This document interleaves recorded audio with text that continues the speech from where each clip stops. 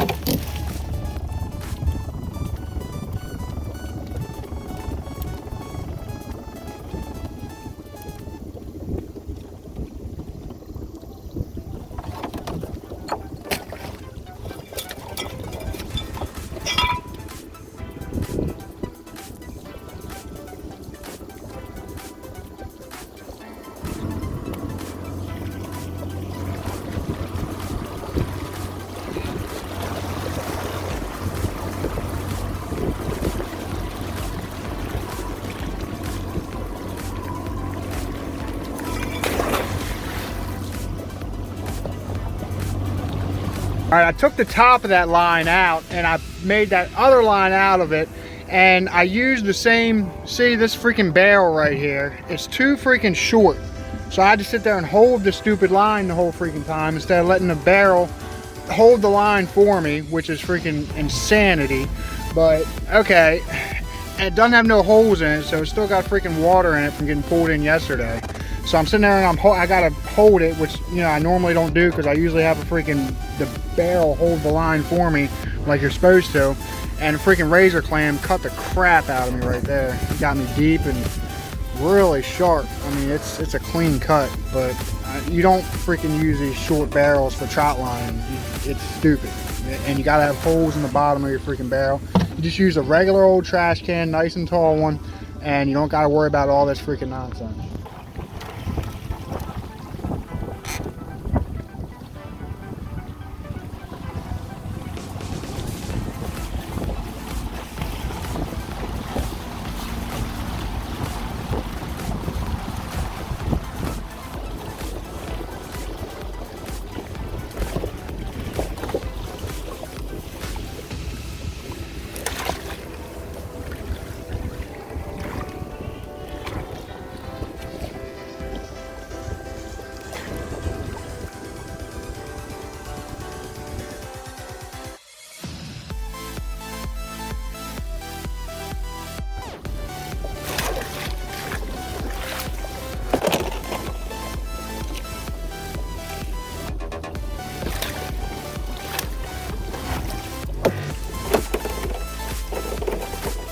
All right, on a 1 day old line, old bait. Oh my gosh, look at that freaking crab. Oh my gosh, those are both beautiful crabs.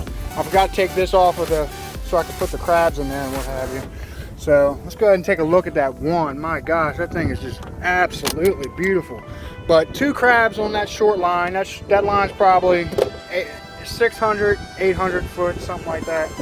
So, man, that's a good crab. They're both good, really good, nice number ones.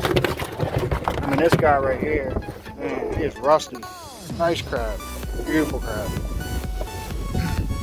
I just went in and put a tape on it. It's a solid 7-inch crab. It's like 7.5. Good crab, very good crab. Getting ready to go ahead and get on this next line. I mean, I'm really happy with that. 2 solid number 1 crabs. I mean, I was worried there wasn't going to be anything up in here and that I was dead wrong and I was going to have to move out.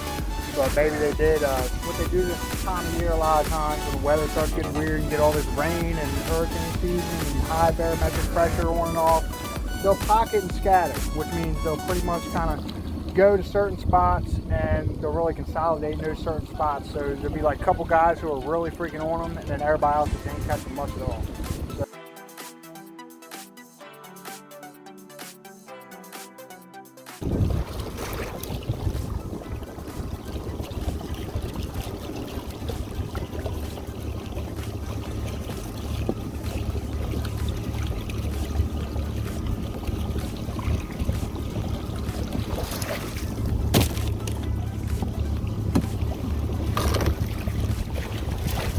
On that one, caught 1 very nice crab, definitely a number 1. So far I got 3. Trying to catch 2 dozen today because I owe a couple people a few crabs, so hopefully I can get that. Should be able to. The high tide's at 7 o'clock this morning. Right now it's around 5:45, and when I got to the landing, it looked like the tide was about as up as it was going to get. So therefore that tells me the tidal coefficient is not all that strong.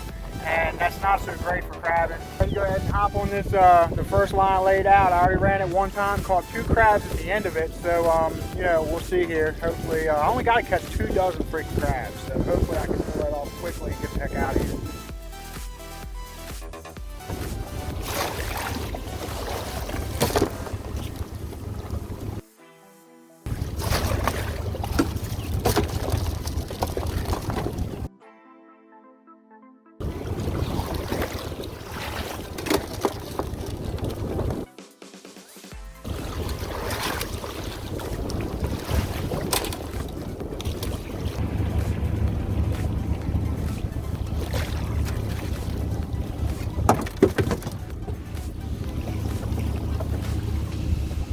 And that was that big freaking crab. It's a solid, and I mean that thing is freaking a monster. I mean you can tell, look at that little claw it's got in his hand right there. That thing is just crazy huge. All those are crazy huge. That run right there was just amazing crabs. I mean look at that guy. Jeez. Beautiful crabs. See what he is.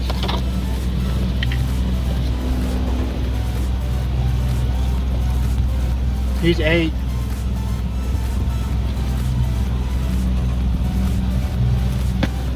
The other one there, I think it's probably about 8 too. this one or bigger.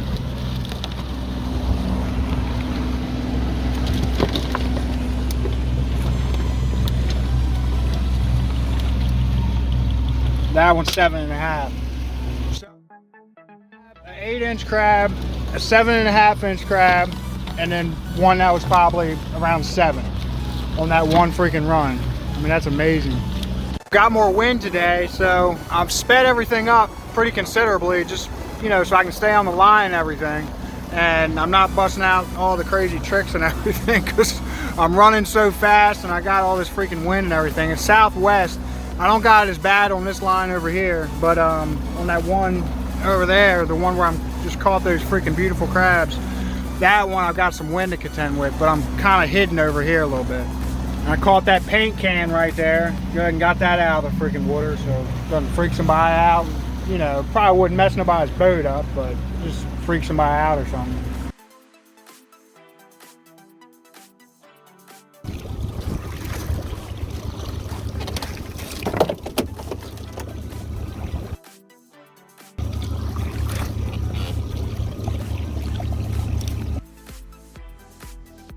I guess I got like 3 on that one. Not bad at all. Good. Hop on the next one. Should be able to get this 2 dozen pretty quick.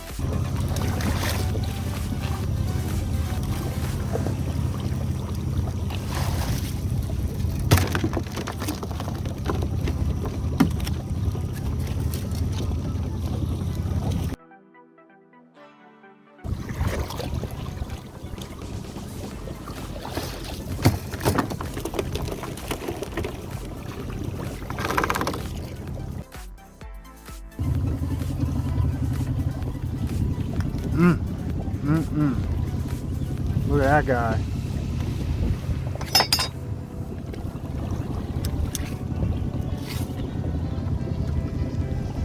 Solid 8 inches.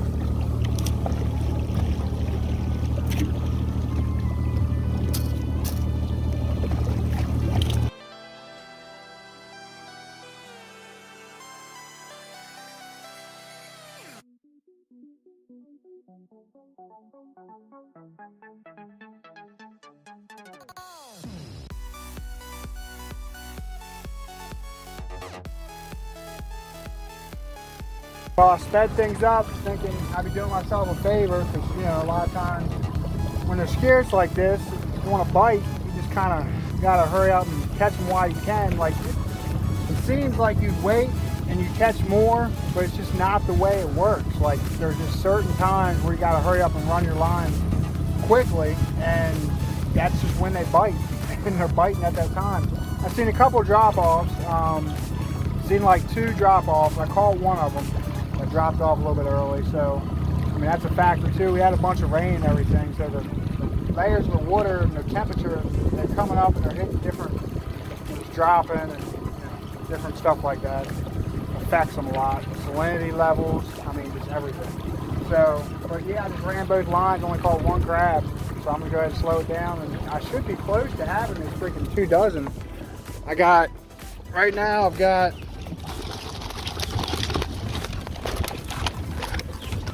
I might have freaking 2 dozen. I don't know. I'll go ahead and run this line up here. Maybe I'll go ahead and count them now and see what I got. I just counted them, and I mean, I've just about got a half a freaking basket, and that's only 20 crabs, but they're just so freaking big that, you know, the big ones fill a basket real freaking quick. So I'm just gonna go ahead and run each one more time, and after I run each one, I'm gonna go ahead and yank it.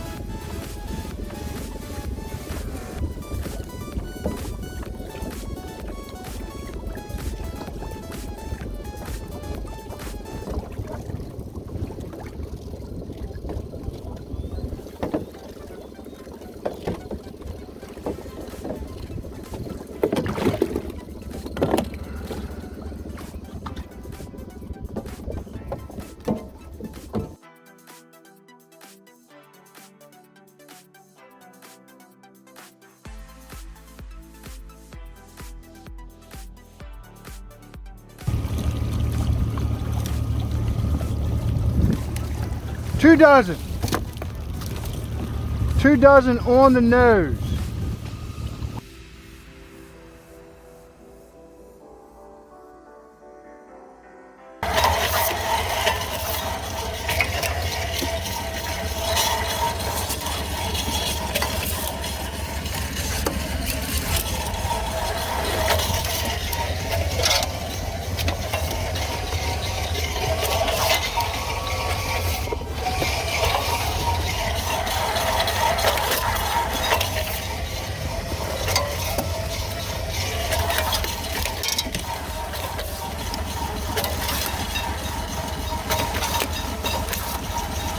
Seven 3/4.